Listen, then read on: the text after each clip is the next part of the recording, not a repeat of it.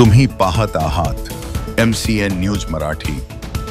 अकोला जिल्ह्यात पोलीस अधीक्षक अर्चित चांडक यांच्या नेतृत्वात संपूर्ण जिल्हाभर अवैध धंद्यांचे उच्चाटन करण्यासाठी ऑपरेशन प्रहार ही मोहीम राबवण्यात येत आहे।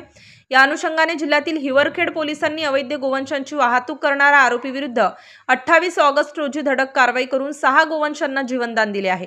या प्रकरणी पोलिसांनी आरोपी फरदीन खान, नियामत खान यांच्या ताब्यातील 6 गायींसह वाहन व इतर मुद्देमाल जप्त करून गायींची रवानगी स्थानिक गोशाळेमध्ये केली असून आरोपी विरुद्ध अपराध क्रमांक 240/2025 कलम 5(5)(अ) 9(9)(अ) प्राणी संरक्षण अधिनियम सह कलम 11 प्राणी संरक्षण अधिनियम अन्वये गुन्हा दाखल करण्यात आला आहे।